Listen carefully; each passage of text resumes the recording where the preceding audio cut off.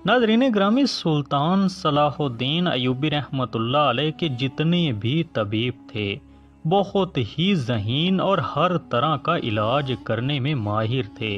सुल्तान के शाही तबीबों में एक ईसाई तबीब भी था जिसको मूसा बिन सनान के नाम से शोहरत मिली थी।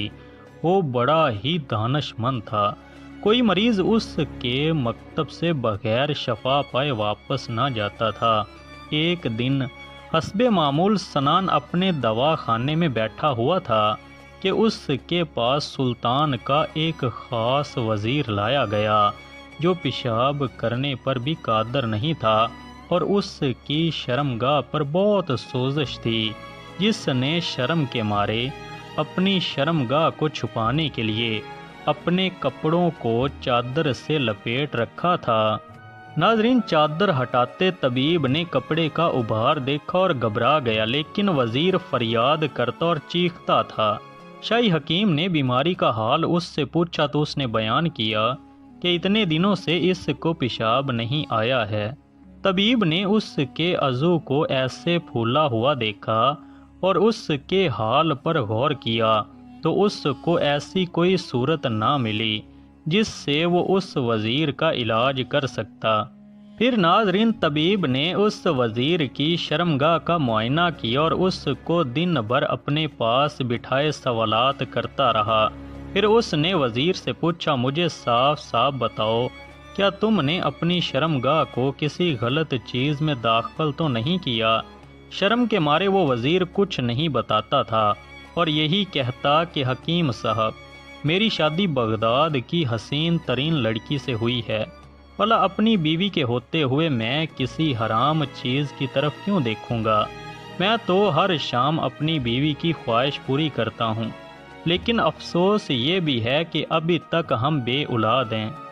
नाज़रीन, तबीब ने वज़ीर की बातें सुनी तो उसको शक गुजरा कि ज़रूर पेशाब की नाली में किसी चीज़ के फंस जाने की वजह से ऐसा हुआ होगा। तबीब ने उस वज़ीर से कहा कि मुझे ऐसी जगह ले चलो जहां तुमने अपने दिन का ज़्यादा वक्त गुजारते थे।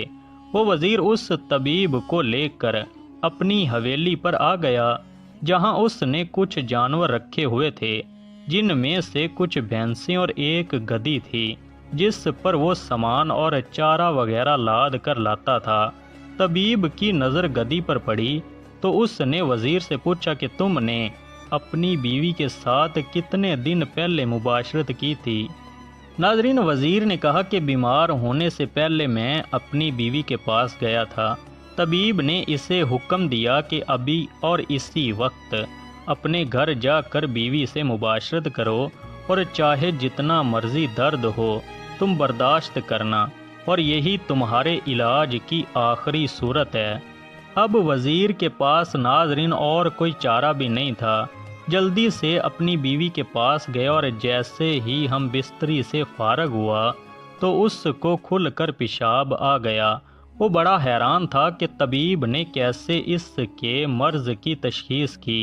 सुबह होते ही वो तबीब के मकतब में गया और उसको तमाम सूरत हाल बता दी, जिस पर तबीब ने कहा कि जब तुमने गधी के साथ हराम कारी की थी तो तुम्हारी पेशाब की नाली में जौ का दाना चला गया था और उसका वाहिद इलाज जिनसी अमल की सूरत में ही मुमकिन था।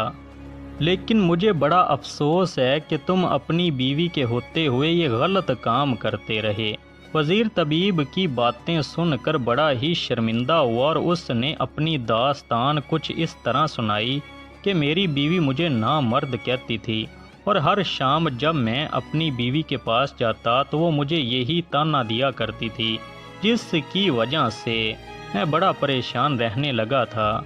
फिर एक दिन मुझे एक खातून की खबर मिली। वो खातून औरत बे औलाद जोड़ों का इलाज करती थी। मैं अपनी बीवी से छुप कर उसके पास जाने लग गया। उसने कहा था कि बीवी से हम बिस्तरी करने से पहले गधी के साथ बदकारी करो और ये अमल पूरा एक हफ्ता लगातार करते रहो। चनाचे मैंने ऐसा ही किया। एक रात मैं उस गधी से फारग होकर घर आया तो मुझे बेहद तकलीफ़ का एहसास हुआ, لیکن بیوی کے ڈر سے خاموش رہا۔ میں پیشاب کے لیے بیٹھا تو باوجود کوشش کے کامیاب نہ ہو سکا اور میری حالت بگڑتی چلی گئی۔ اگر آپ نہ ہوتے تو آج میں زندہ نہ ہوتا۔ میں اپنی اس حرکت سے توبہ کرتا ہوں اور آئندہ کبھی غلط کام نہیں کروں گا۔ طبیب نے اس وزیر کا علاج کیا اور چند دنوں میں اللہ پاک نے اس کو اولاد سے نواز دیا۔ اللہ تعالی ہم سب کو جعلی اور بے وقوف عاملوں اور پیروں سے محفوظ رکھے۔ پیارے دوستوں،